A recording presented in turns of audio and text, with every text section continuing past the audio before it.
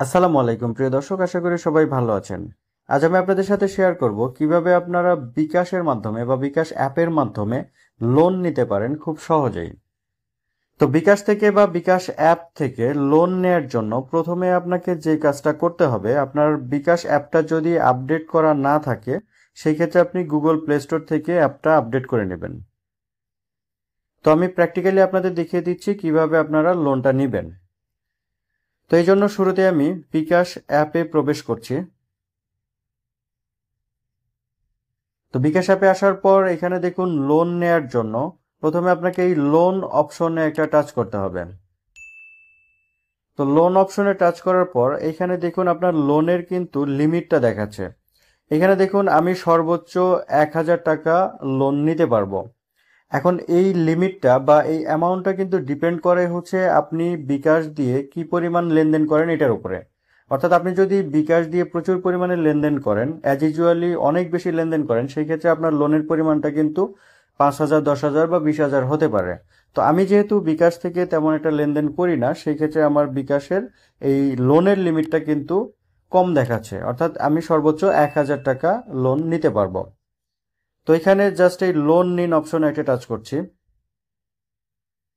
তো এখানে টাচ করার পর এখানে দেখুন সর্বনিম্ন লোনের পরিমাণ 500, অর্থাৎ 500 থেকে শুরু করে আপনার সর্বোচ্চ যে লিমিটটা আছে সেটা পর্যন্ত আপনি নিতে পারবেন। তো আমি জাস্ট 500 টাকা লোন নিয়ে আপনাদেরকে এটা দেখিয়ে দিচ্ছি। আর এখানে দেখুন সময়কাল কিন্তু 3 মাস, অর্থাৎ 3 মাসের মধ্যে আপনাকে এই লোনটা পরিশোধ করতে হবে। তো এখন জাস্ট এখানে আমি 500 লিখে দিচ্ছি। তো 500 অ্যামাউন্ট দেওয়ার পর এখানে এগিয়ে যান অপশনে টাচ করছি। তো এইখানে এসে দেখুন আপনার বিস্তারিত তথ্যগুলো দেখাবে আপনার প্রতি মাসের 7 তারিখের মধ্যে এই লোনটা পরিশোধ করতে হবে। অর্থাৎ আপনার প্রতি মাসের 7 তারিখের আগে 5 বা 6 তারিখের দিকে আপনি যে পরিমাণ লোন আপনাকে পেমেন্ট করতে হবে বা পরিশোধ করতে হবে সেই পরিমাণ অ্যামাউন্ট আপনার বিকাশে রাখলেই তারা অটোমেটিকলি আপনার অ্যাকাউন্ট থেকে সেই লোন টাকাটা কেটে নেবে। তো বিস্তারিত এখানে এই তথ্যগুলো দেখে নেবেন। নেয়ার পর জাস্ট এগিয়ে যান অপশনে একটা টাচ করছে। তো এগিয়ে যান অপশনে টাচ করার পর এখানে দেখুন বিশেষ দৃষ্টি আকর্ষণ, অর্থাৎ এখানে কিছু কন্ডিশন বা কিছু শর্তাবলী দেখাচ্ছে। এই শর্তাবলীগুলা একটু ভালোভাবে পড়ে নেবেন। পড়ার পর সম্মতি দিন অপশনে একটা টাচ করবেন।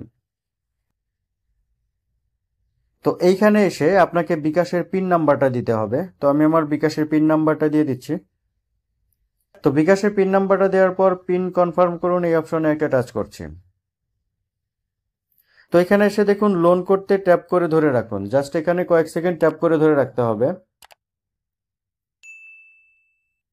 তো দেখুন আমার লোনটা কিন্তু সাকসেসফুল হয়ে গেছে, আপনার লোন সফল হয়েছে। এখন জাস্ট আমি হোমে ফিরে যাচ্ছি।